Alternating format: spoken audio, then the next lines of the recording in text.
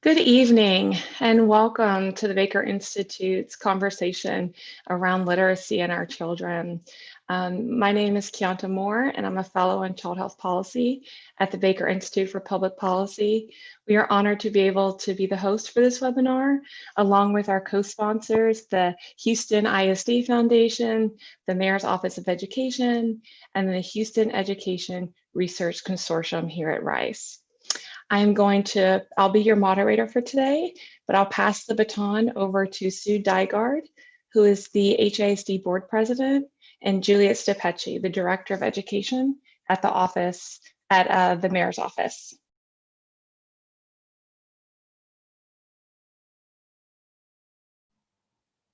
Well, good evening. This is Juliet Stepecci. It's a pleasure and an honor to be able to join you live tonight on something that's so critical to Houston's future, and that's the literacy for our children. We know that we have an amazing panel of experts here that are going to be able to have a rich, robust discussion about how Houston's future is linked to our young people being able to read on grade level, and that requires them to start from their very first day of life to be able to have enrichment and opportunities that sets the stage for the entire future. And so I just want to say, on behalf of Mayor Sylvester Turner and the City of Houston, and on behalf of the Mayor's Office of Education, we are very appreciative for you spending your evening tonight with us in this conversation concerning our education system. And I want to say thank you to all of the partners that are here tonight as well to provide answers to your questions, and to the leadership of persons here serving as advocates for our children and ensuring that all children throughout the city of Houston have an opportunity to succeed, that we break down the structural barriers that prevent young people from succeeding at the level that we all should require. And on behalf of Mayor Sylvester Turner, once again, thank you so much. It's a pleasure and an honor.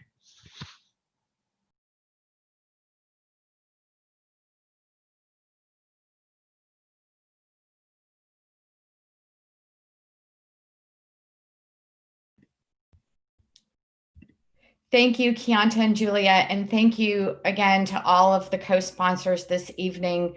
As an alum of Rice, I'm extra grateful to all the Rice University partners this evening for their commitment to fostering collaboration beyond the hedges. The idea for this event was born out of a discussion one of my colleagues had with me after reading one of Emily Hanford's articles on literacy early this year. And I want to give a shout out to Trustee Judith Cruz for planting the seeds for this critical conversation. Even before the COVID health crisis, many parents and guardians presume their kids were fine because they are promoted to the next grade, but they don't realize that their children may actually be behind on reading and may never catch up as a result. And as a former board member for the Houston Center for Literacy, which focused on adult literacy, and also growing up with a father who was only functionally literate, this is a critical issue that persisted even before the COVID health crisis and will only be exacerbated by the impacts of the pandemic on student learning. Many children were behind even before COVID, which means we shouldn't be returning to normal when it comes to teaching our children to read.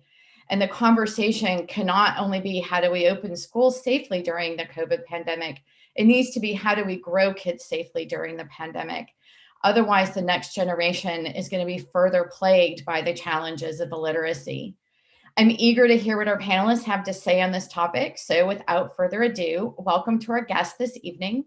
We're excited you are all here to bring your unique voices and perspectives to this conversation. And thank you for sharing your time and expertise with the community.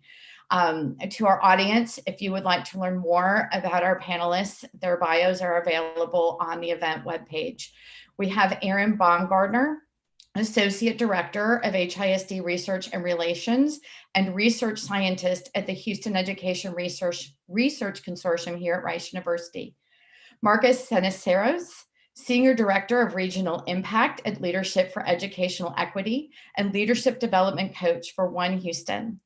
Emily Hanford, Senior Education Correspondent at APM Reports. Grenita Lathan, Interim Superintendent for the Houston Independent School District, and Tracy Whedon, President and CEO of the Nihouse Education Center. Thank you again to all of you for joining us. Thank you, Sue, for those remarks. So without further delay, we're going to jump right in.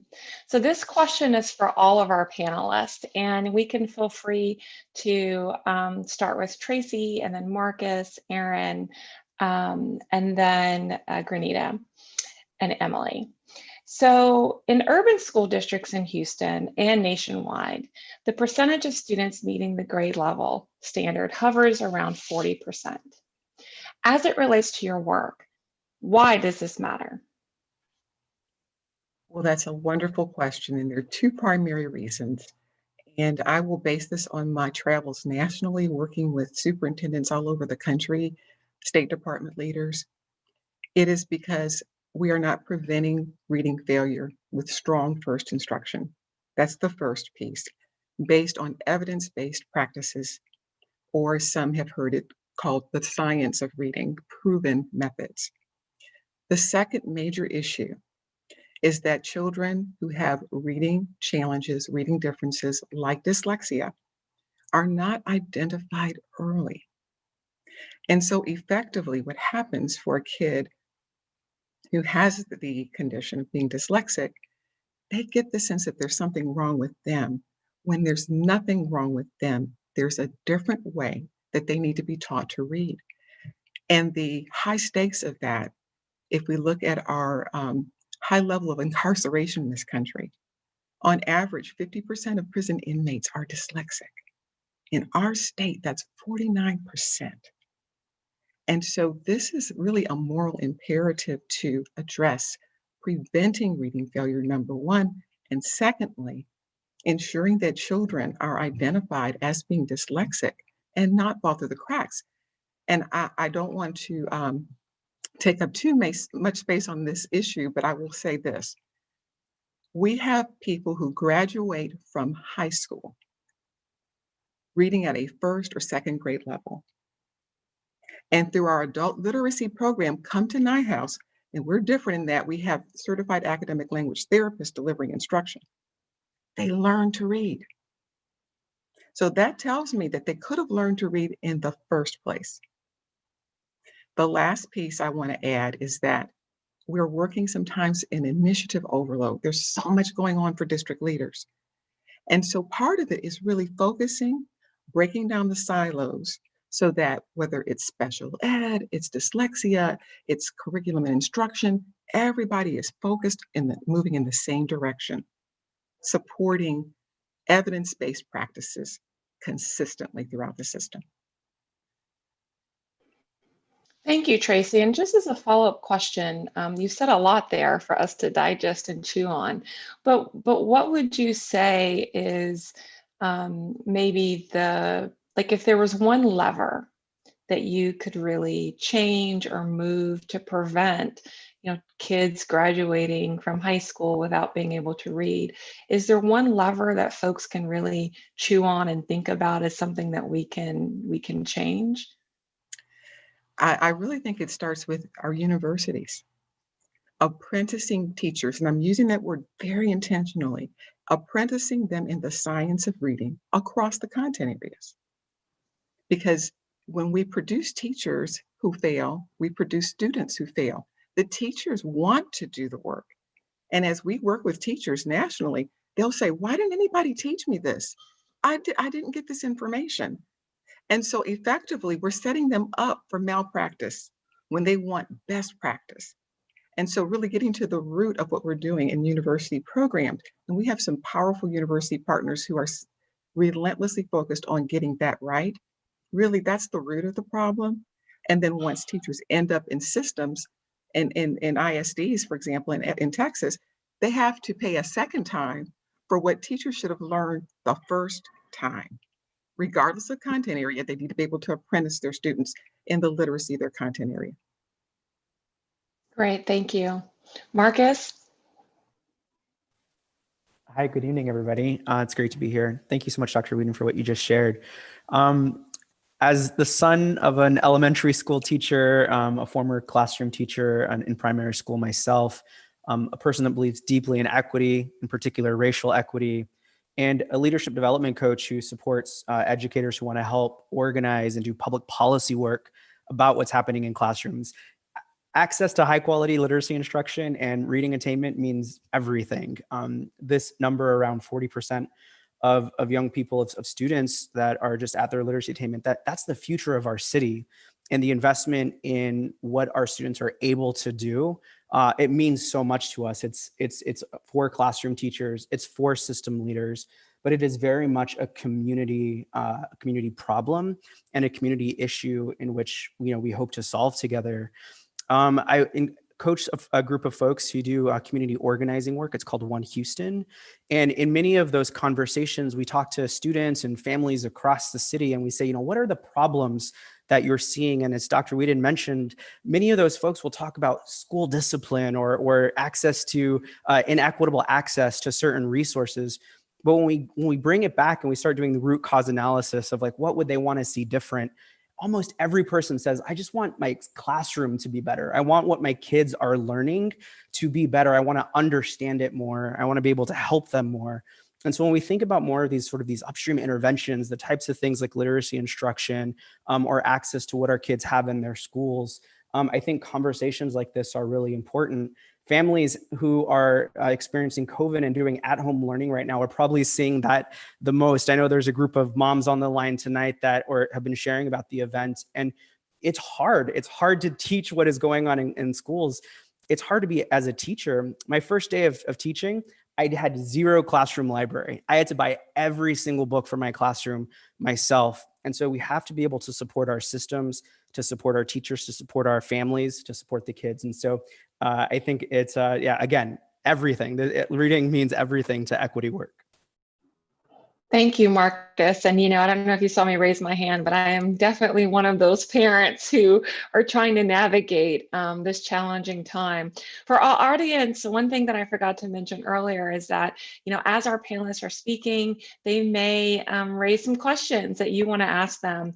We are going to have this discussion initially for the first half of our time together. And then the latter half will be an opportunity for us to answer your questions. So you'll see at the bottom of your screen a Q&A button, and in that button you click on it, and that's where you can submit all your questions. We are not looking at the chat function, and so I encourage you to only use the Q&A button in order to be able to answer your questions. So thank you, Marcus. Erin? The one thing that I'd add to what Marcus and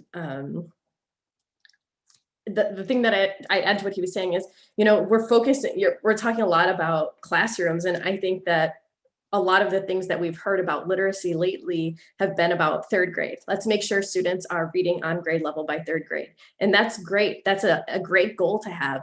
But in order to have students reading on grade level by third grade, that means they need to be reading on grade level by second grade, by first grade, by kindergarten, and have those early literacy skills that they need to develop the reading skills that are going to turn into the reading to learn that we hope that they build. And so the one thing that I focus on and encourage everyone to keep thinking about is early literacy and what we can do to reinforce that in both our schools, but at home too, and all the things that families can do and community organizations, to Marcus's point, can do to support those early reading opportunities for families. Thank you, Erin. Granita? You're on mute. That's a first. Thank you all for the opportunity to be here tonight. I'll tell you, Erin, Tracy, and Marcus, everything coming together. Back to my teaching experience or undergrad experience, one class in teaching reading. And that's it. And then we call on Tracy, definitely in HISD, to come in and partner with us. But why this conversation is so important as it relates not only to the over 196,000 students in HISD, but their families. So think about 196,000 students, and attached to each child at least one adult. And if you go back and actually look and dig a little bit deeper, you're going to find that the adult 8 out of 10 times probably has struggled with issues also around literacy and reading. And it's important because we are producing future citizens for not only our city, we're not just preparing them for the city of Houston, but we're preparing them for whatever their hearts desire. and it's important. But back, as Aaron stated, it's truly back at the early stages, really 3 and 4 year olds, as Tracy said, at birth, but we'll get them at 3-year-olds. We can get them around 2, that would be great. But that's the conversation, is what do we do to impact students at the earliest and the beginning stages of their educational career? I think that's a good point that each of you are making. Some of you may know that my focus actually is on early childhood brain development. And one of the things that I often add when I'm in, your position as a panelist is that, we have to go back to the physiology, right? The brain development and how important it is to build these skills from a physiological and biological perspective so that children, have, right opportunity to read. So I appreciate each of you highlighting the importance of that, because often people think literacy only happens in schools. So thank you for mentioning that. Emily? Hi, good evening. Thank you so much for having me. I'm sort of the odd person out here. I'm not an educator. I'm not a reading researcher. I'm not really an expert on any of this. I'm a journalist who has been covering education for a very long time, and mostly did not cover stuff that had to do with early education at all. Actually, I was covering mostly the other end. What happens when kids get to high school, try to go to college, aren't prepared for it. And what happened is, a few years ago, I got interested in dyslexia, as Dr. Whedon was talking about. I got very interested in the fact that there are a huge number of students who struggle with reading, who are not getting what they need in schools across the country. And what it led me to was something that really shocked me as a reporter. What I learned is that there's this gigantic body of research that's been done over the past 50 years or so, just about what reading is and how people learn to do it and what's going wrong when people struggle to learn how to read. And the truth is that we have actually been arguing and having fights about how to teach kids to read for centuries. But part of the reason we fought about it is because no one really actually knew how people learn to read. And they didn't really know what was going on when they struggled. But this huge body of research has been done by cognitive psychologists and linguists and neuroscientists and other researchers like all over the world. Really massive body of research. If I turn my screen around, I could show you some of the massive body on my bookshelves. And I've had this amazing opportunity over the past few years to read a whole lot of this research and to talk to a lot of these researchers and to visit schools across the country to try to understand how reading is taught. And it turns out, to oversimplify here, but it turns out that a lot of reading instruction, a lot of what people assume about how reading works, is based on some things that turn out not to be quite right. That reading scientists have really figured out some things about reading. And if you look at how we teach reading in schools, it assumes the opposite. And the basic assumptions about reading in schools is that it's a developmental process that will come in time. That kids will learn how to read as long as you give them enough access to books, they're motivated to do it, they get some good guidance in school, a little bit of this and a little bit of that, and boom, it'll add up. And if you go to your school and because your kid is 6 and she's struggling with reading, they'll mostly tell you, don't worry about it, it'll be fine. Help her find a good book, read a lot to her at home. A lot of times when kids are struggling when they're 6, that's not going to do it. They're not really going to catch up. And the other thing that's sort of the basic assumption about teaching reading in schools is that kids don't really need to be taught explicitly how to do it. That as long as they're in an environment where reading is sort of promoted, that it'll kind of come together. And what it turns out is there are some of us, but it turns out it's a minority of us who are going to figure out how to read with just a little bit of broad instruction. Some people kind of figure it out on their own, but most people don't. And Dr. Whedon talked before about how this has the biggest impact on people who have dyslexia, because they are really not going to become good readers unless they get a really heavy dose of explicit instruction. But it turns out that reading skill is sort of distributed on this continuum. Dyslexia is kind of controversial because the question of like where you decide this person has it and this person doesn't, there's no like dividing line, right? Like it turns out none of us are born with brains that are wired to read. It's something that we need to learn to do, and most of us need to be taught explicitly how to do it. So the problem is that we're assuming that most kids will learn to read with a little bit of broad instruction and some guided reading and a big classroom library and being motivated. And if they don't learn under those circumstances, there's either something wrong with the family, they didn't read to them enough, they're poor, they didn't have access to enough books, or there's something wrong with the kid. They have a disability, they must have dyslexia. But usually it's actually neither of those things. Usually the kid hasn't been taught how to read. And that is the big problem. This really shocked me as a journalist, as a parent who didn't have struggling readers. I think I have those kids. I happen to be one of those people. This came easily to me. It came easily to my kids, but most people, it doesn't come easily for them. And when we have schools where reading instruction is based on the idea that it will come in time fairly easily to most people, that is reading instruction that's tilted in favor of the few, and it produces and replicates inequality. Wow, thank you, Emily. So I guess as a follow-up question, and it sounds like you've done a ton of research in this area. So why have literacy rates gotten worse over time? Well, I don't think that there's really a data that says that they have gotten worse, actually. If you look at the data that we have, like in the United States of America, the place you would look to be able to compare over time nationally is the National Assessment of Educational Progress. And that shows us that over the last 30 years or so, we've sort of been measuring it roughly the same way since the early 90s, that it's kind of stayed roughly the same.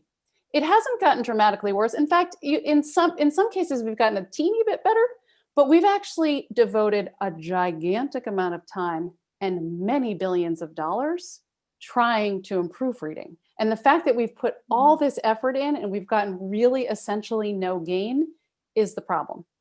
And the problem writ large, this is a very complex problem in terms of its causes, and it's a very complex problem in terms of its solutions. And I do not want to reduce it to oversimplify it, but I will say that basically, and this is what Dr. Whedon talked about, teachers are not, for the most part, taught about the scientific research on reading. They don't know very much at all about how kids learn to read when they start teaching. There are exceptions, and they go into schools where they're sort of told some things about reading, like I said, that turn out not to be quite true. And many of them don't know why so many kids are struggling with reading. And what they assume is it must be because the kids weren't read to enough, or it must be because they're dyslexic and we'll send them to special ed. And this actually is not solving the problem. I think one of the reasons that kids with dyslexia have such a hard time getting the help they need in school is just because overall there isn't a good understanding of how reading works, which means it's really hard to understand why a kid is struggling if you don't understand the process of how a kid under normal circumstances learns how to read. And like I said, I can't say this enough. Most kids need to be explicitly and directly taught how to do it. And there is so much research that shows that when we teach kids how to read, they become better readers and it doesn't harm them. There is this idea that directly and explicitly teaching things to kids, especially little kids, isn't good for them, but there's a huge body of research that shows exactly the opposite. Tracy, did you have, she mentioned your work a couple of times. Did you have some follow-up? You are singing my song, Emily Hanford. So what I'd like to add is one of the things I learned the hard way being in the hot seat in central office is, again, as a teacher, I didn't know what I didn't know. And as a leader, I didn't know what I didn't know. And so scaling the work of literacy is hard work, but it can be done. And I think it's really important to recognize that there are barriers to learning that we need to address. And let me give you this as an example. For our nonprofit, we've been doing this for 40 years, right? Harlingen CISD, Apply the Science of Reading, double-digit growth. Appalachia, double-digit growth. High poverty, 100% African-American school in Akron, lowest performing in the district, double-digit growth. So what's the common denominator? Navigating the war zone of poverty and teacher knowledge. So I think part of this in terms of equity and access, we have to also recognize districts can't do this all by themselves. It's like Dr. Lathan said, it's leveraging strategically your partners who can help address some of those barriers to learning. But the central foundational focus needs to be reading success because it is the mother of every content area. You know, if we think about certification pathways, sometimes the rigor of the reading for those pathways is higher than it would be for something in college for kids. And so as goes literacy, so goes our nation, so goes our state, and so goes our city. And I just want to give a shout out to our mayor because do you know we have the only mayor's office for adult literacy in the country, in our city? And we're all about partnership. And so they're recognizing, back to the point about why is it increasing? In Harris County in 2016, we had 25% low literacy. In 2020, it is now 33% low literacy. So if we have the treatment and the cure, how do we get it in the right places at the right time? And the last thing I want to say is, you know, leaders deserve the right information to make informed decisions. Read the fine print.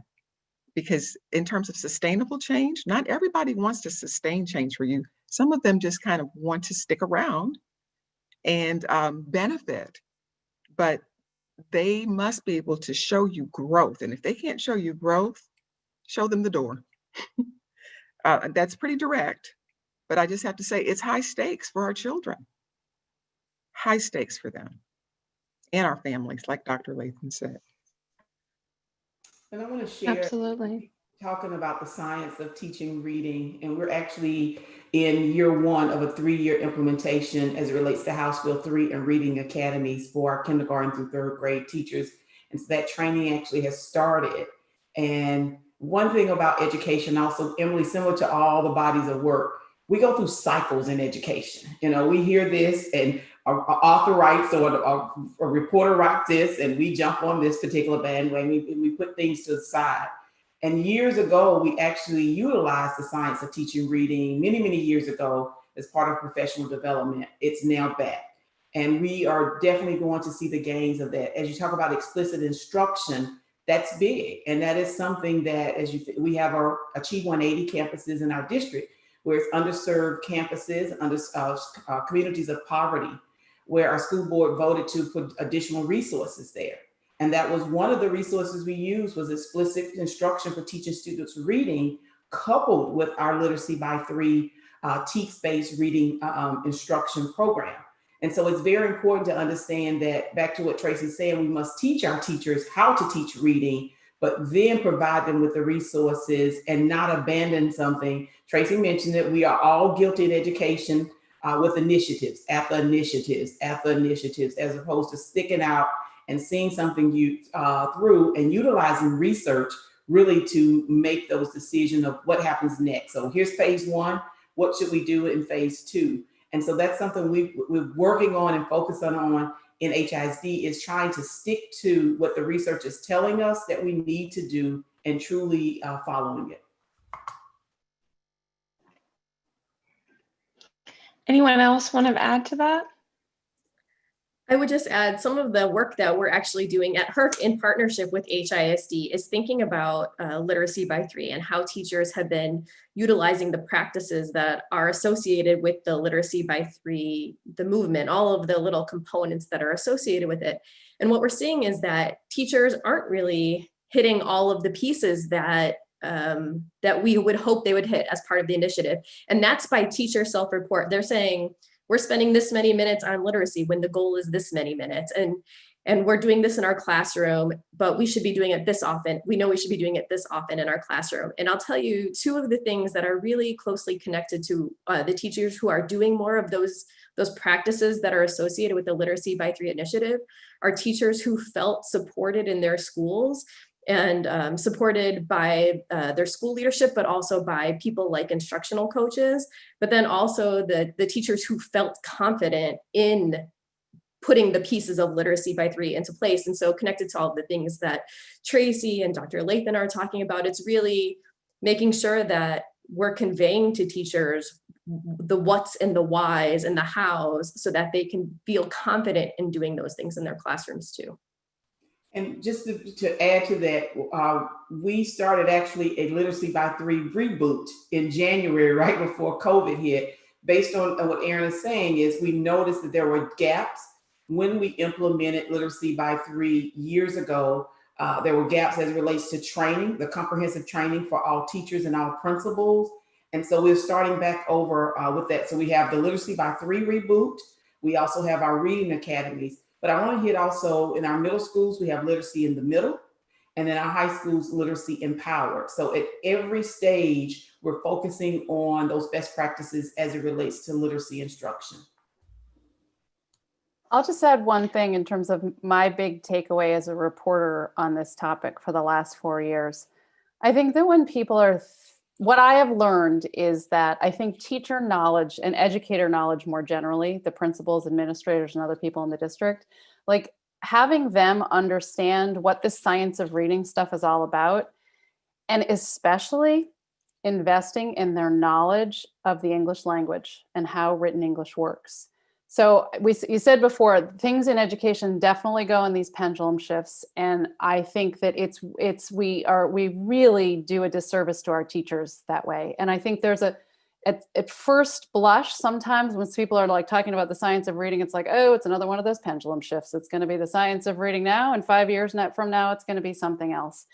And I would just say that I think it's so important for whoever is trying to really improve reading skill anywhere is to invest in the whys for the teachers. Like, why are they doing this? Here's the thing about why this whole teaching kids to read is so difficult. The English language is very difficult to learn. It's probably the hardest alphabetic language in the world to learn. And so that's one of the reasons why we've been fighting about it. It takes a typically developing kids a few years to learn the basics of written English so they can really start to teach themselves how to read, which is what you actually, a lot of what you know about the English language and how to read, you actually taught yourself, but you didn't teach yourself from the very beginning. It's not something that you're just at 5 years old, you're gonna like, most people are gonna pick up, right? You need to be taught some basic things about how to do it. And so even for someone who's got a typical brain and this isn't going to be hard for them, it takes a few years of good instruction. And that's like different than, for example, learning like Italian or Spanish, which is a language that has very predictable sound letter correspondence. You teach kids the basics of the sound letter correspondence and they can get the basics of that written language pretty quickly. Well, in English, that's not cool. That's not so. We have this reputation for having this like wacky language, but we don't. We have this really cool language that is just like informed by all these other languages. We have Greek and Latin and French and the Anglo-Saxons, and wow, they pronounce things really wacky. And that's one of the ways that like our spelling and pronunciation is like, what?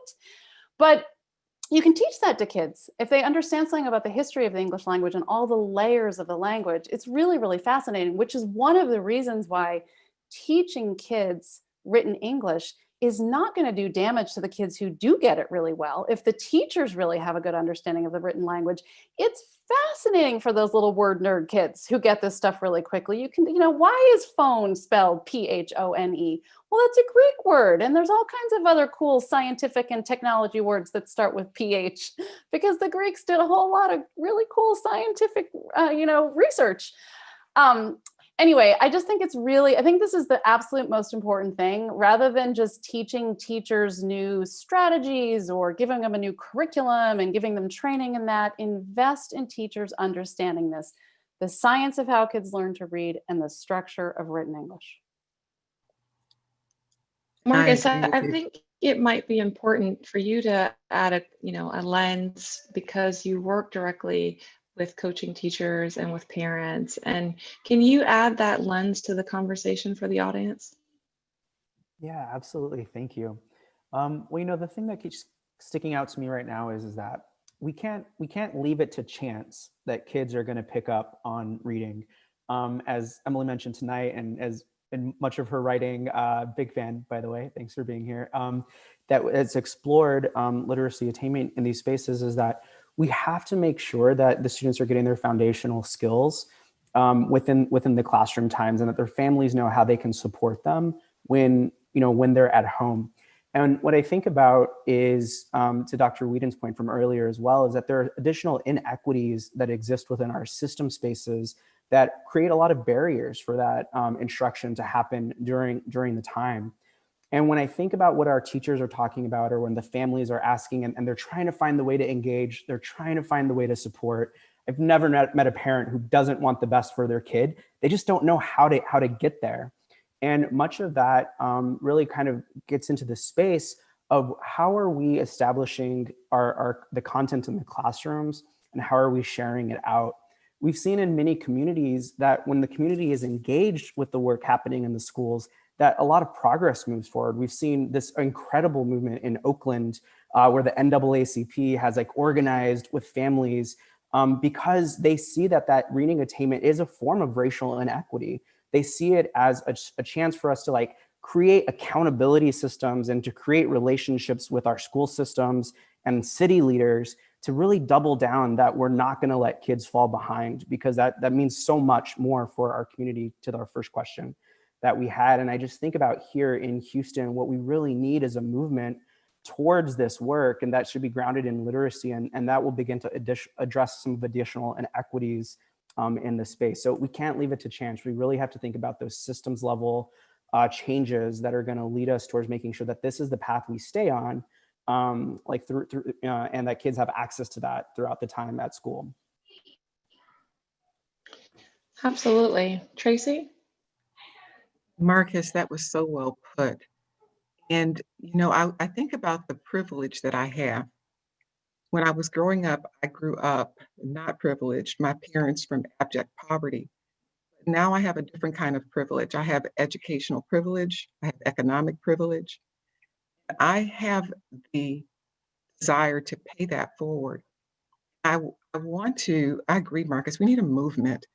And so we need moral allies, people who believe that we should make wrong things right for any child, regardless of zip code, regardless of where they happen to come from. And those are the people who are going to be a part of revolutionary change. And I also want to go back to something I heard Aaron reference. We don't get good at anything without coaching.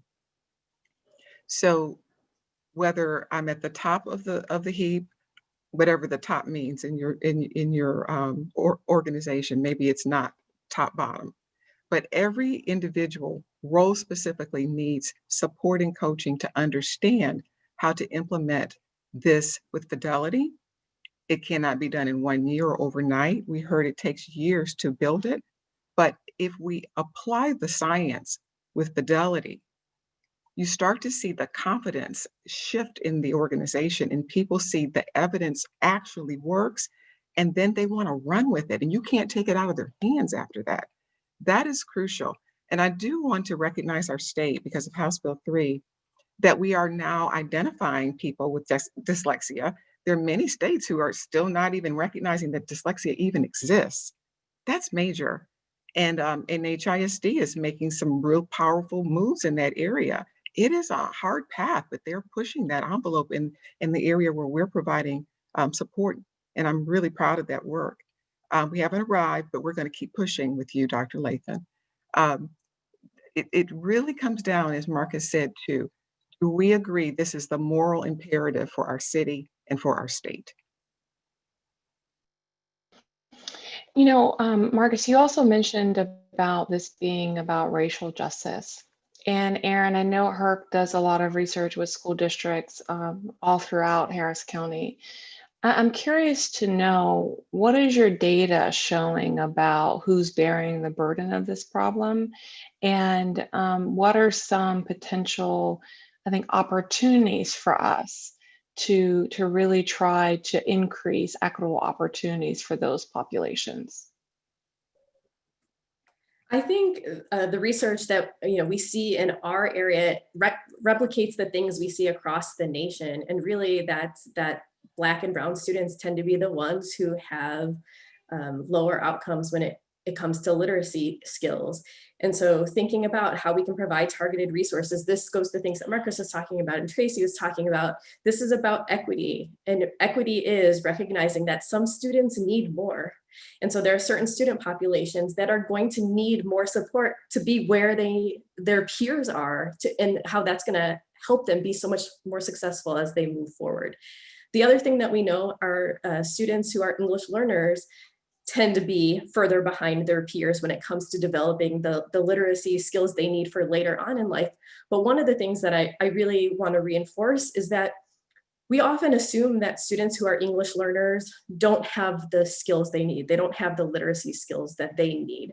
Well, what we're saying is they don't have the literacy skills in English that they need. And some of the work that we've done at HERC and some work I've seen more nationally, actually students who are English learners, when they're tested in Spanish, they're outperforming their peers who are being tested in English on literacy tests. So when we think about school readiness and whether children are on grade level when they enter kindergarten, we are seeing that for students who are taking an assessment in English, around 30 to 40% of students might be ready. But when students who are English learners and are taking those tests in Spanish, we're looking at 50% of students being ready. And so I think when we're thinking about how to serve student populations, it's making sure we're serving them where they're at with what needs they have, and then thinking about the broader picture from there. Can I add one thing about equity? So I got into this topic, as I said, by first getting really interested in dyslexia and the fact that all these kids who have dyslexia are not getting the help they need in school. But I think the reason I've stayed on this for a few years is because I had just the shocking realization of how inequity plays out there. Because here's what's happening all over the country. Parents are saying something's not right with my kid. He or she is struggling with reading, and they're going to school and trying to get help. And the schools, for the most part, saying, it'll be fine, don't worry, read to him a lot. Oh, here we've got a little bit of intervention, nip and tuck, and things aren't really getting better. And the parent has a gut level feeling like, I think something's not right here. And what happens is if the parent has time, and especially if the parent has money, like maybe a lot of money, they figure out a way to deal with it on their own. They get their kid tested, which can cost thousands of dollars. They pay for tutoring. Finding a good tutor is a challenge. There's the time thing, and then paying that tutor. I live in Washington, D.C. People pay $85, $90, $100 an hour for good tutoring around here. You know what also happens? They finally pull their kid out of public school altogether. They homeschool the kid themselves. There's time and possibly money. Or they send their kids to a specialized private school. Here in Washington, D.C., that can be $40,000, $45,000, $50,000 a year or more. So one mom said to me, really early on all this reporting, she's like, if you've got a struggling reader, it's a rich man's game, which basically means if you've got the money, you can probably figure out a way for your struggling reader to be taught how to read. But if you don't, what do you do? And this is why it plays out. This is one of the reasons why it's having a severe impact on Black and brown kids, because we know those kids are more likely to grow up in poverty. But we also know that kids of color are more likely to go to high poverty schools, whether or not they themselves are for poor families or not. And we do know that poverty does have an impact on language development. It definitely does. It affects kids' reading trajectory. Kids who are not read to a lot at home, who don't come into school knowing lots and lots of language, there's more for them to learn in order to become good readers. So they need more support.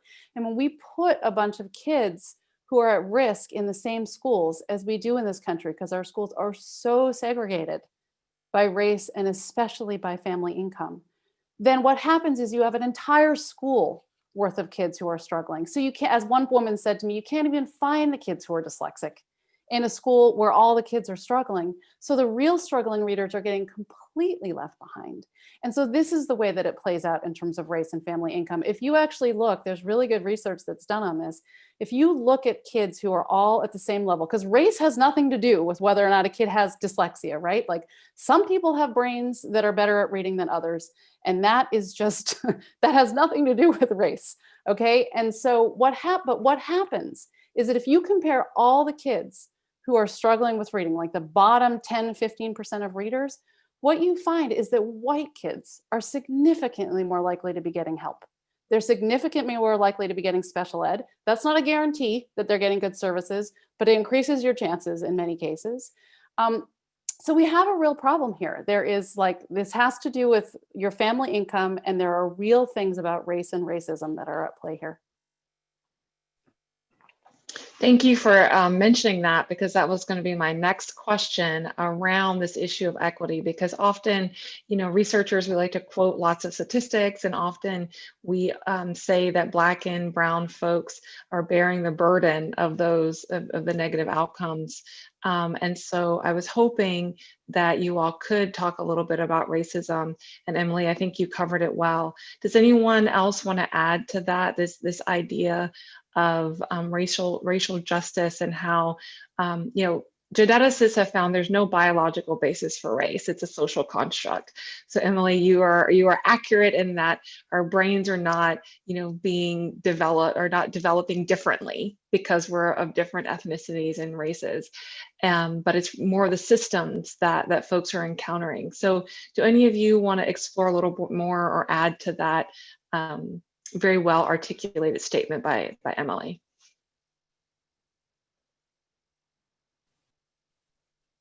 Dr. Weeding, please go. You go, Marcus. Oh, thank you. I do want to say that I additionally believe that as we think about the science of teaching reading is important, I also believe that the content in which we are sharing with our students and the way that we are constructing our classrooms and our lessons and our community engagement with our families is equally as important. There's a mom who shared some of her daughter's reading homework during COVID, and the type of content, and there was just this really dense text that had 3 text-dependent questions that were associated to it, and she was just given multiple readings like this in a row, and that was the homework. As a teacher, I've also been in that position where we send home these big homework packets or these types of things, and what I think that we get ourselves into is trying to find what's out there. And what we know is that many teachers across the country are having to create their own content or having to find things off the internet, and families are doing the same. And I think about when we think about racial equity and the opportunity to really bring content knowledge that is relevant to students, that is exciting to students, that is going to help them to explore their reading as they are developing their foundational skills, I think is really important. We actually have a group of young people from across multiple school districts in Houston that gather together. We call it the One Houston Junior Board. And in their last conversation, they set out in their goal, they said, we just want teachers to know who we are. We want teachers to listen to us. We want teachers to see our identity, and we want to know how to get that done. And I think reading plays a really big role in whether or not kids are seen as individuals in their classroom. When they have the ability and the power to read and express their ideas, then they're able to grow in so many other ways. And so I just think about that racial equity work here, that this is the confidence that students of color, students in vulnerable populations need in order to be successful in the classroom. And I agree, Marcus. So the issue is also around culturally relevant curriculum. And so teaching teachers how to teach reading, but it's the content and the resources that they utilize when they're teaching their students to read. That's the disconnect. I know definitely in our schools of poverty, where children, high concentration of poverty is there. Oftentimes it's the reverse of the teachers don't look like the students that they're serving. And that's okay if they culturally know what they need to do to help and assist students. And so that's still an area definitely of needed growth in HISD, but I'd say across the country, having various experiences in other school districts, is we dance around teaching the issue around culture, around equity, around race, because we don't want to upset people. And people think if we hold one class and we check it off our list, hey, we've met our quota around equity, and we have not. And so that's something that we still need to face, definitely in HISD. I'd like to chime in on Dr. Lathan's comment. Reality is we're living in a knowledge economy. And if we look back in the 1830s when we had anti-literacy laws in place, we're still reaping the bitter fruit from that series of laws that were established. There's an intergenerational impact where functional illiteracy is concerned. However, We can decide how we want to define our future. And what I love about Houston, we're one of the most multicultural cities in the nation. And we are, as people of goodwill can say, we choose to move forward for the best for every child. So I think we have to grapple with and tackle the past, but not stay there, but have a bold vision for the future. And that vision should be regardless of zip code, because again, I mentioned we work in Appalachia and we see the same double-digit growth, and what happens to be in common is poverty. So can we all agree that literacy is a form of currency? And if children don't get that currency, they may not have a place at the table. To extend upon that idea, it goes back to this idea of preventing reading failure.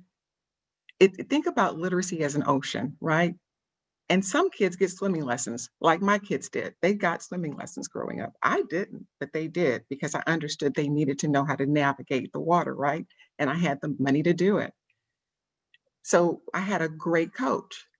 Well, similarly with literacy, teachers deserve the tools, the knowledge, the skills to help children navigate this ocean of literacy. Unfortunately, what happens at times is we administer CPR when we could have gotten it right the first time for our children. And so, as people of goodwill, that's back to that idea of moral allies. Shame and blame doesn't change anything, right? We have to grapple with the past, but what's the vision for the future? Can we conceptualize what that could be? What would happen if Houston was the most literate city in the nation? How would we change? How would we transform? What would we look like? How could we be that beacon of hope that Dr. Kleinberg talks about? We can be that city. Well, for us, we would change our goal from every child being on reading at or above grade level by third grade.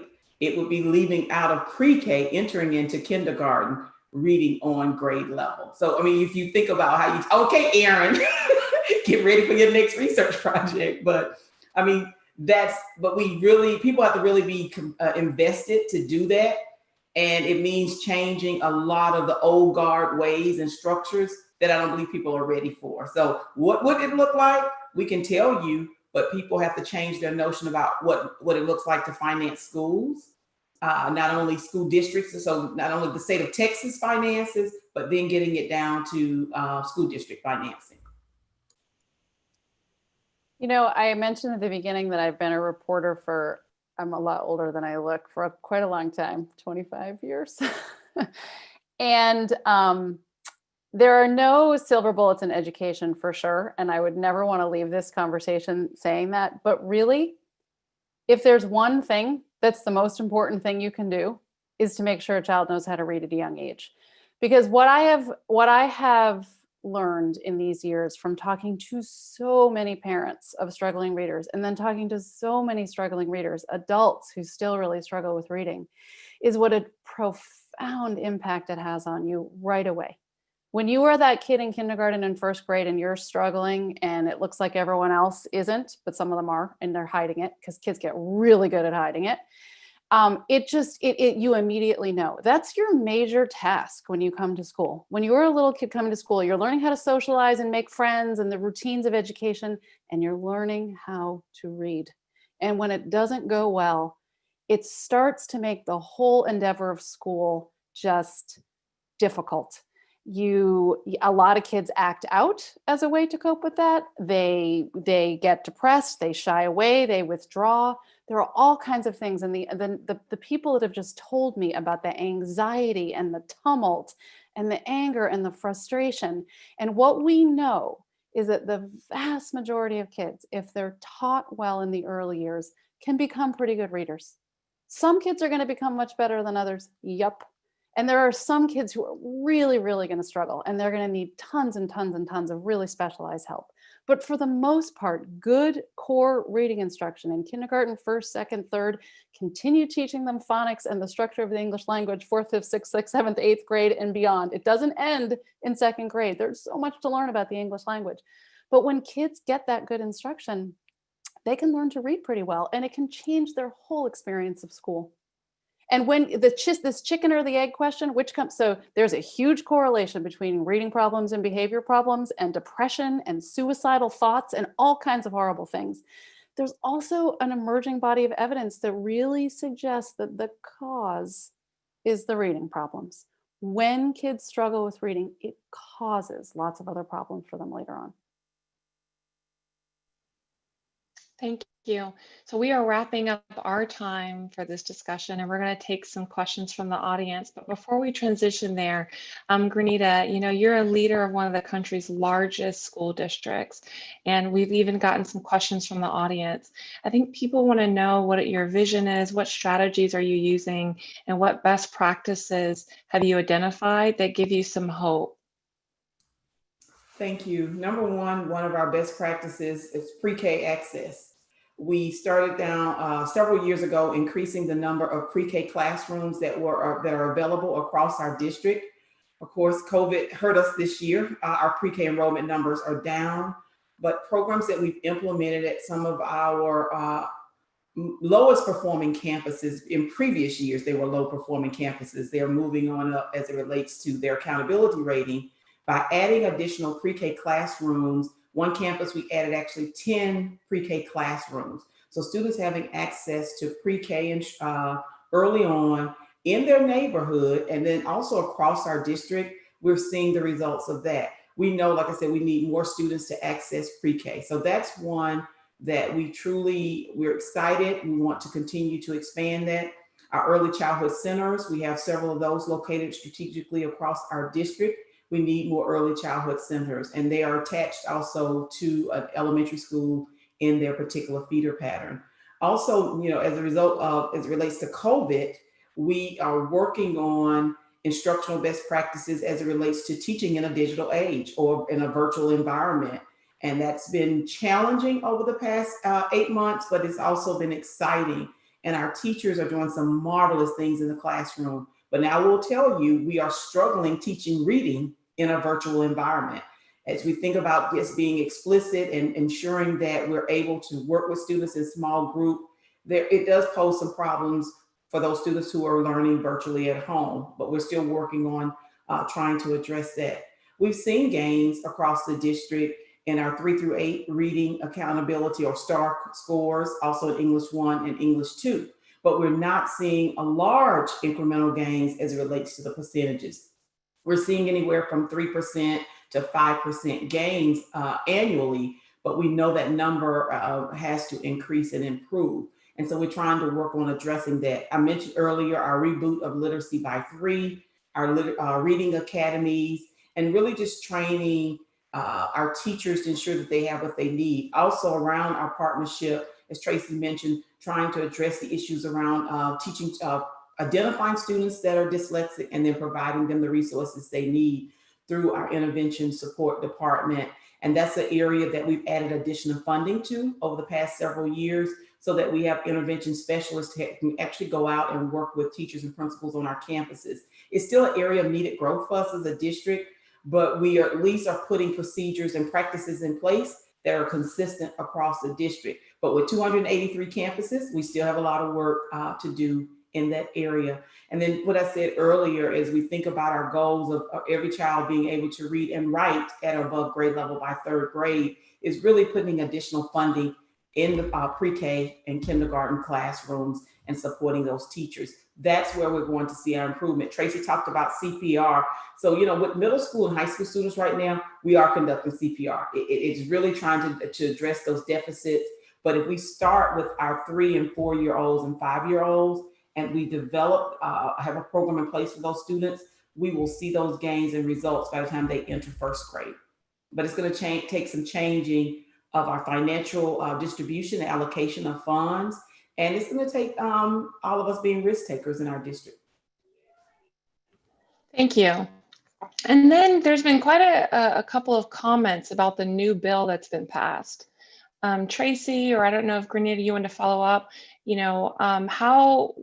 what is this bill doing for us, and what are the opportunities that we should be thinking about with this new bill, particularly because I think it now has a mandate that educators begin providing phonics instruction.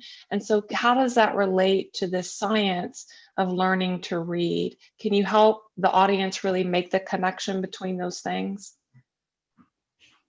Would you like to go first, Dr. Lathan? Sure, I think we can actually just, you can unmute, we can do it together. So we have House Bill 3 as it relates to the reading academies and teaching teachers to teach the artists of the science of teaching reading, and actually equipping them with the resources down to how to actually script out lessons to teach our students. Also, there's a mandate that we are assessing our kindergarten students and screening them for dyslexia, and then providing them with the resources that they need. And then the additional funding that came with House Bill 3. What we need to be also discussing, and then I'll let Tracy take over part 2 of this, is as our legislators go back to Austin next January, is continuing the funding for House Bill 3 and actually expanding that. There are other things that we as a district can do, and that we've put additional resources. You know, we've had full day pre-K for years, full day kindergarten, but additional resources around teacher assistance, especially when you see a certain number or percentage of students in particular schools that have issues in reading, being able to add those additional staff members there to support small group instruction, to support additional tutorial. Emily mentioned that, you know, $85 to $100 an hour. What if we change the structure of the tutors and the funding that we pay our tutors to support our students? And so I'm going to stop. I'm going down the other road now. Go ahead, Tracy. Fine. You know, I want to go back to something that Emily said. The most important thing, I think, where the reading academies are concerned, because this is not the first time we've had reading academies in the state of Texas, is the why. Why are we doing this work? If teachers are going through the reading academies without that context and way of framing the why, it will be defined compliance or placid compliance or some version of that. And this is a moment for us to really seize. House Bill 3, I think, is really powerful in that we have the screening, as Dr. Lathan said, at the end of kindergarten and midway through first grade, to ideally not allow kids to go through the emotional trauma we heard about of experiencing reading failure unnecessarily. Early identification is key. The thing I really appreciate about the academies, if districts have strong coaches, none of us get good at anything without good coaching. And it's just remarkable when you look at the research. If you just have pedagogy and a little practice, at the classroom level, you might see maybe 5% application. But when you couple the pedagogy with coaching from a knowledgeable person, 95% at the classroom level. That's where the pedal will hit the metal. The last thing I'd like to say is I want to reiterate funding, funding, funding. Because one of the challenges with the districts we're working with where dyslexia is concerned, once you identify them, you have to have people who have been trained to serve those students. And that's a lot of kids if you haven't done it before. So in fairness to districts, let's do that, because I promise you, and I got to do this nationally, I would work with districts and look at their disaggregated data to see what the cumulative funding loss was for kids who were leaving the system in high school. We're talking multiple millions of dollars in title funding out of the door. And for many kids, they don't wait till high school to drop out. They drop out in middle school. That's why we have the adult literacy problem, I think, that we have in our city right now that's growing instead of decreasing. So there's this moment, and we can't let it pass us by. Thank you. We have a question from potentially a parent and educator. It says, as parents and educators, how should we expect the science of teaching reading to be evident in HISD classrooms? What would we see to know what's happening? What's the evidence for somebody who's not working at the district? The teachers are learning through the science of teaching reading. They're learning how to teach reading comprehension. They're learning how to teach word recognition. And so parents will see that in the activities and the reading assignments that their students bring home or that they're doing right now, even in a virtual environment. But those are the concepts that are being taught in the reading academies that the teachers will then take that and apply that to their instruction in their classroom. I can say a few things that I've learned as a reporter. I think that one of the things for parents to watch out for is there are certain things you don't want to see. What you don't want to see is kids being told to memorize lots of words, being given all these sight words or snap words or some kind of words where they're supposed to just memorize them. Another big thing is these. So one of the things to think about in terms of why we're in the situation we're in, where a lot of kids aren't being taught how to read, is because there's a very powerful and strong set of ideas that are kind of different from the science of reading that have been promoted and believed in for a long time, that most kids don't need explicit instruction. A little bit of phonics is fine, or maybe you don't really need any phonics instruction. And specifically that kids, that basically you learn to read by reading, and that if you're given books in kindergarten and they're sort of predictable and they have pictures that go with the sentences, that you learn to sort of associate the words with their meaning, and eventually it kind of all comes together and adds up to reading. So kids will be put in like guided reading groups, and they'll be getting these leveled readers, and they're being told what level they're on. And a lot of this stuff is actually based on some ideas about reading that turn out not to be true in terms of reading development. So you don't want to see these, there's these little animals that come home that tell the kids that when they come to a word they don't know, they can think of something that makes sense. They can get their mouth ready. There's a whole bunch of these strategies. Some of them are okay, but some of them really are relying on this idea that kids just sort of figure out things through context. And it's basically the idea that you teach yourself the alphabetic principle, essentially. And what we know is that most people do not. And so that's, I think, the thing to just keep in mind is that you see huge word walls in classrooms where there's just like, and it's okay. I mean, it's good for there to be like tags on things and for kids to see words associated with things. But sometimes when there are just these big, long lists of sort of word walls and they're not grouped by, for example, the sounds that the letters make in the words, because we know, for example, that in English, different letters and combinations of letters make different sounds in different words. And it's really confusing when you don't, like, octopus makes an ah sound. That's super confusing. A lot of times you'll go and O is for octopus. And you realize, like, wait, kids need to be taught that O actually makes a whole bunch of different sounds depending on the word. So there are many people, for example, where when people have really learned about the science of reading, you'll see a sound wall in a classroom rather than a word wall, where words are actually put up on the wall based on the spelling patterns and the way that the sounds work in the words, rather than what the first letter that the word starts with. Thank you, Emily, for those concrete examples. Something to add? I'd like to add that we should see the simple view of reading ideally, which is decoding times language comprehension equals reading comprehension. If either of those two are missing, if a kid has great language comprehension but can't decode, they are not going to be able to comprehend text. And so when teachers understand that, and unfortunately many of our universities are not teaching that to teachers, they don't understand how to be diagnostic and prescriptive about the barrier to reading. And to Emily's point, we can inadvertently teach kids bad habits that effective readers do not do. And so they're relying on that. So even if you try to teach them the right way, we've got to undo what was done incorrectly in the first place. And so how unfair to children, and then to families, to say, reinforce these practices that are not evidence-based. I saw this really neat little video on Twitter, and it showed a parent who thought her kid was reading, and she covered the pictures up and asked her daughter to read the same thing, and she couldn't read a lick. So parents out there, try that out. If your kid can't read, if you cover those pictures up and they can't guess, they're not decoding, they're not reading yet. Yeah, you can Google that. It's called the Purple Challenge. And there's 2 parts. It's really important to actually watch part 2. But wait, I had one other thing that I was going to say, something that you just said, Tracy, and it just went out of my brain because I started thinking about the Purple Challenge. I'll think about it. I'll come back to it. While you think about that, can I We'll jump come in back real to quick? you. So we have another question. Sure, go ahead, Marcus. Oh, sure. Thank you.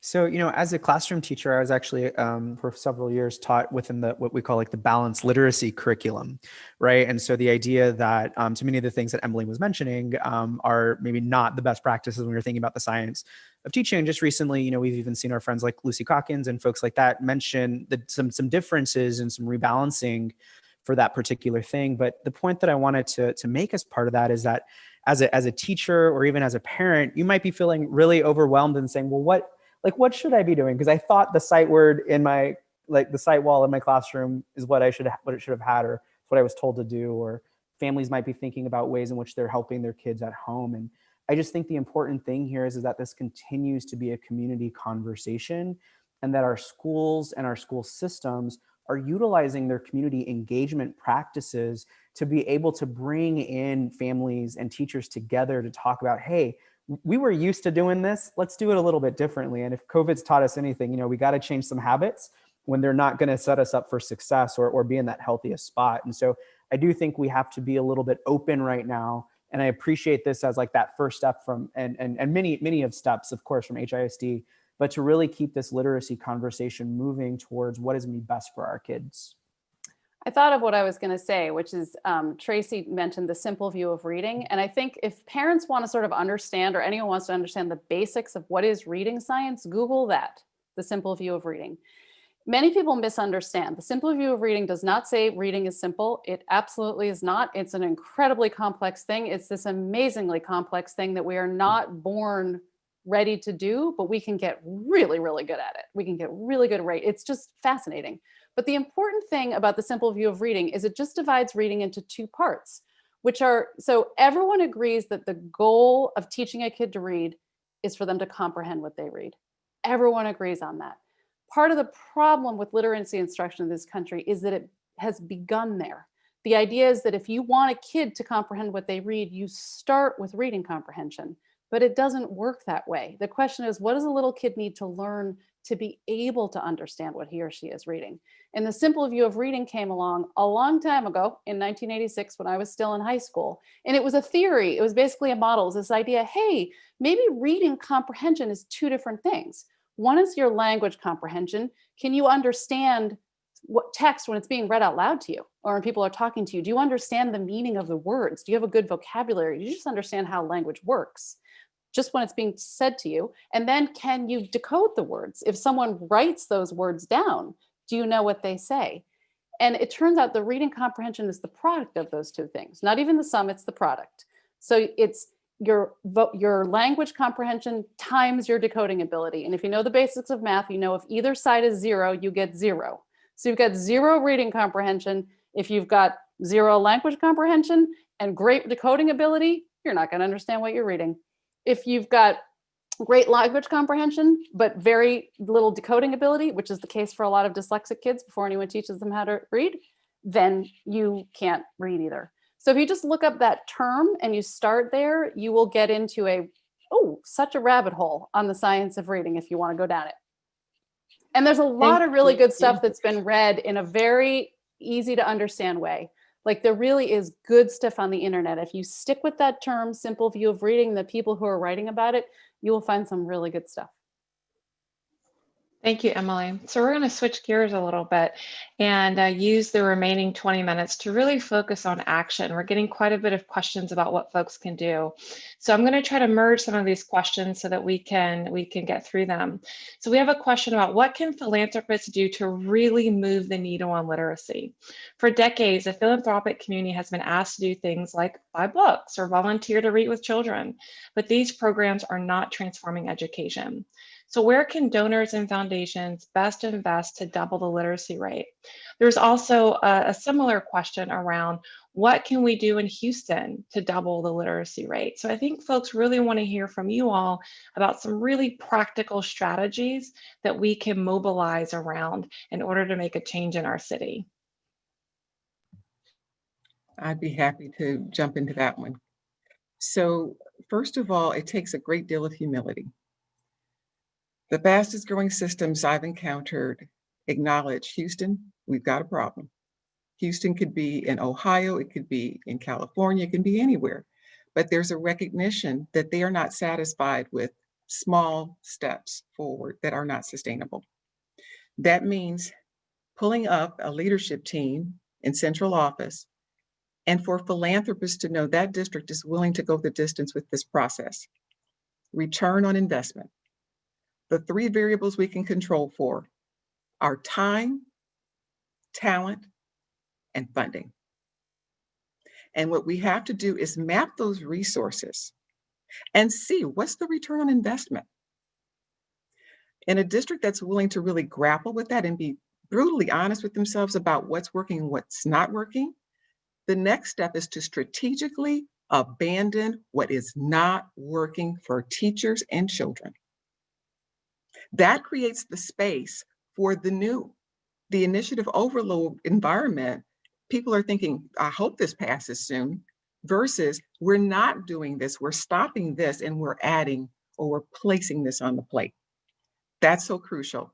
So for foundations, look for readiness to benefit in the districts that you want to support or the organizations or nonprofits you want to support. And if they can show you how you can get ROI in those three areas, that's worthy of your time, talent, and your funding.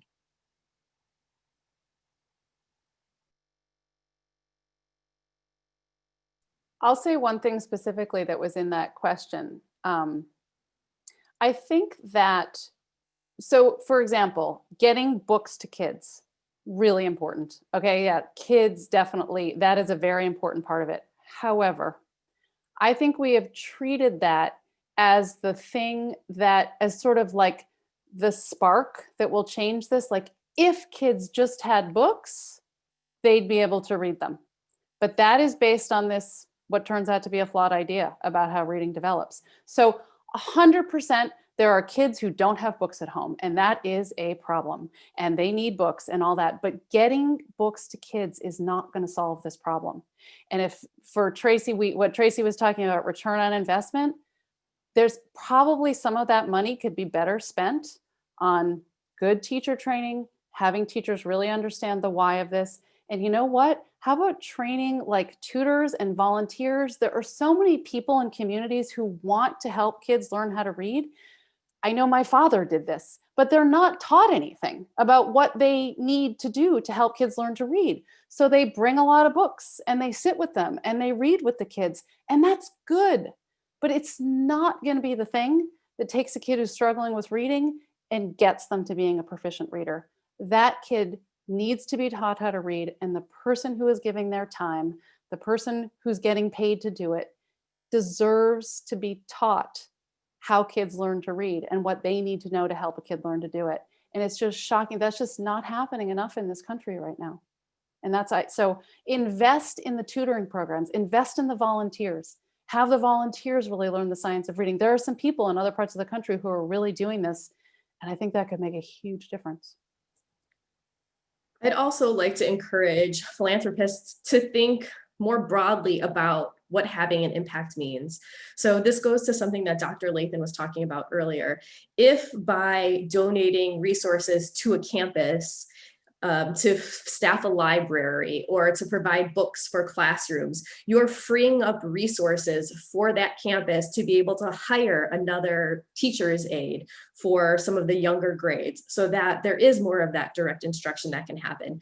That's a great way that you're still making an impact, but it might not feel as tangible as you want it to feel. So I think it's about being able to see the big picture and what donations like books can do to impact financials and funding, and how that helps schools make different decisions for what they need on their campuses.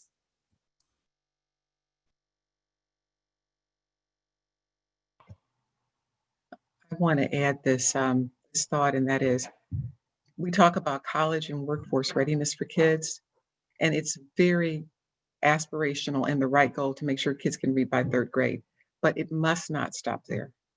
They must still be explicitly taught the structure of the English language until they graduate. And the goal should not be just proficiency. It should be getting them to advanced levels in a knowledge economy.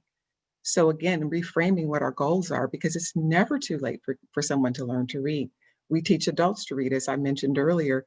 And so, you know, what do we agree is the imperative, whether a kid's in middle school and has fallen through the cracks or in high school. We have to think about how to organize ourselves differently in high school, of course, because of credit acquisition, but it's unconscionable for someone to graduate from high school a non-reader. So I'd like to follow up with a parent question. This parent says, how can parents really find out if our kids can read if we were always told they are fine, even though they are not passing STAR or they only approach passing? Most school districts offer another type of assessment. So you have, of course, the STAR, which is at the end of the year, but they offer beginning of the year, middle of the year assessments. And those assessments actually break down whether or not a student is able to read.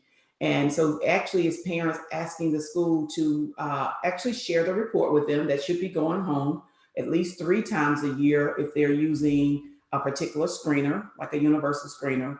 But actually holding parent workshops so parents understand what's on that, what that report entails, and then providing parents with skills that their students can work on at home to improve their reading skills. So they want to really know about the report, the assessments that are given and administered at their campus. Anyone else have additional comments? What so many parents have told me, or what I've learned, is trust your gut. Most parents who think something is going wrong, they're probably right. And so don't necessarily trust what the school is telling you. And here, I mean, as Tracy said before, cover up the pictures in the book and see if the kid can still read the book. When the kids gets older, give them text to read. If they stumble at multisyllabic words, if they come to a word that starts and they just like they skip it, or they just say a word that starts with the same letter or has the same syllable at the beginning of the word, you've got a problem, because lots of kids are being taught that that is reading. That if they sort of get the gist of it and they kind of like sort of make their way through by like solving words and sort of just trying to figure things out. But like I was just talking to a mom just a couple days ago. She's like, every 5th word, she replaced it with some word that wasn't there on the page. And she didn't notice. She just kept reading. If you read a text and you're not saying quite the right word, even if it seems like a little teeny mistake, every few words, you get to the end of a couple of paragraphs, your idea of what that means versus the person who read every word accurately, big difference potentially, just with getting a few words off. And especially those like big, long, multisyllabic words, as kids get older, those are the words that have a lot of the meaning of the text, the stuff that's there, the stuff that they're trying to learn in a science text, in a history text. And if they can't attack that and figure that out, if they're skipping over it and not noticing that they're making a mistake, this is one of the reasons why a lot of kids have comprehension problems. So there's a disconnect for the audience. I need to move on to the next question. In that, you know, they're hearing that the science of reading, Grenita, you're talking about implementing that in the district, but you know, there's some teachers who are saying, you know, we're still seeing kids coming out of elementary who don't know anything about phonics and that, and some folks saying, you know, there's still teachers who don't really know a lot about dyslexia. Can you speak maybe to the time lag? And, you know, maybe talk maybe explicitly about, I mean, even Tracy and some of you are going back to this idea that you've been able to double the rates.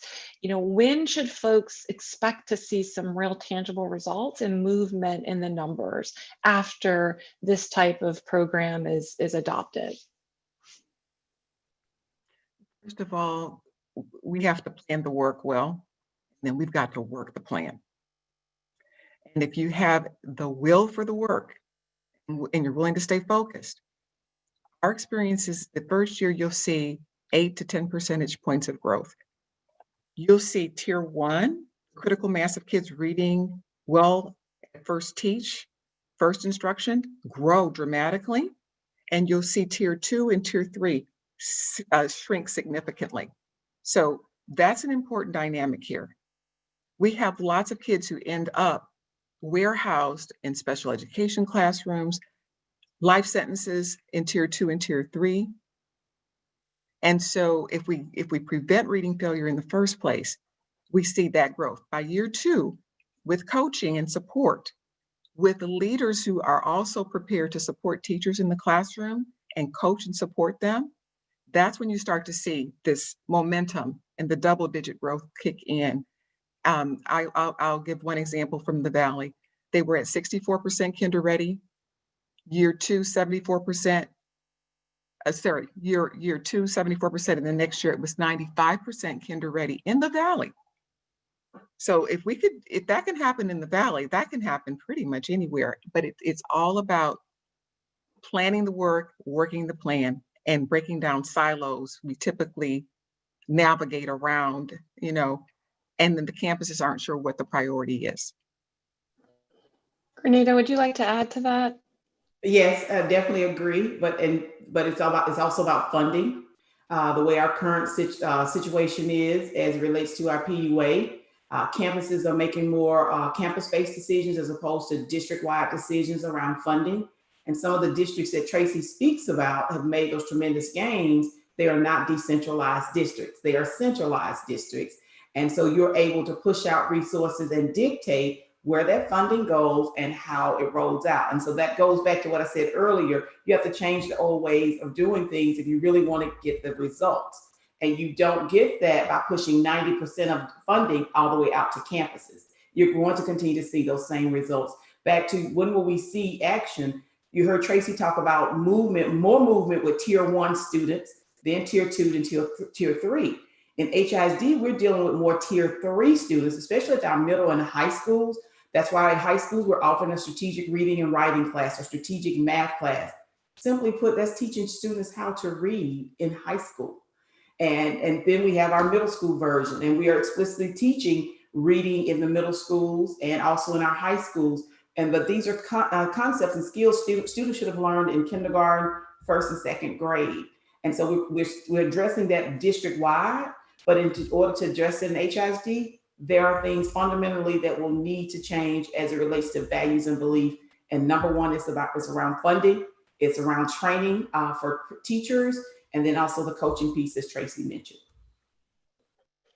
So we're coming to the last few minutes. And so I really would like, maybe each of you or a few of you to really give folks, I think, Emily, you gave some really concrete examples for parents who are really trying to figure out if this is the method or the science that's being used in their schools.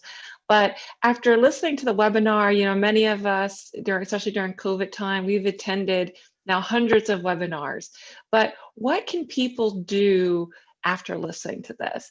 Marcus, are there ways for parents and educators to get involved? Is there an existing movement that people can get engaged with? Are there volunteer opportunities where volunteers can learn about the science of reading? What can people do so that it's not just another webinar that folks listen to? Yeah, absolutely. I love that question. I think that the good thing about Houston is that we are a generous place amongst our systems and community members, and there are a lot of different organizations and supports that are out there that people can connect with. And HISD is our most precious, sort of gem in Houston, and we need to make sure that they have the resources and the funding that they need to get the high quality content, curriculum, and teacher instruction that's there. For families, I think one of the biggest things that we have to work on is trust. We have to identify that we trust what's going on in our kids' classrooms, that we have a trusting relationship to be able to communicate back and forth. And families can continue to be their child's strongest advocates by asking questions and showing up and thinking about the ways that they can be involved. If there are people that want to continue the conversations, I invite you into the One Houston space. We do have conversations around equity work, particularly racial equity work, and the way that it is impacting our families. But I will say that, think about the ways that your schools are operating. Talk to your school's wraparound specialist even, think about the different ways that and access points that you have, someone at that campus that will help you kind of keep pulling the threads on what your child needs. I think that's a really important space. I think that, HISD and the organizations that support it have a lot of opportunity and points where families can get engaged in that way. All right, we have 2 minutes. So someone else want to take us home? I'll chime in. We at House Education Center have a family support office. Call us. Call us so we can help you advocate for your scholar and know what your resources are. If you have an adult in your life who is functionally illiterate, call House Education Center. If you are a leader and you are determined that on your watch, children are going to learn to read right the first time and children with dyslexia will be served, call House Education Center. We are here to serve.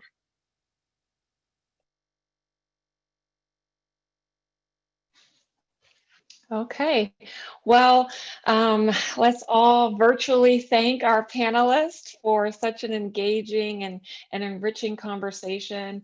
You know, I am in the 0 to 3 space, and I have learned a ton even during this conversation. And so I appreciate all of your time. Thank you to everyone in the audience who engaged with us and asked really dynamic, interesting questions. We appreciate that. We are hoping to continue this conversation. The Baker Institute is all about action.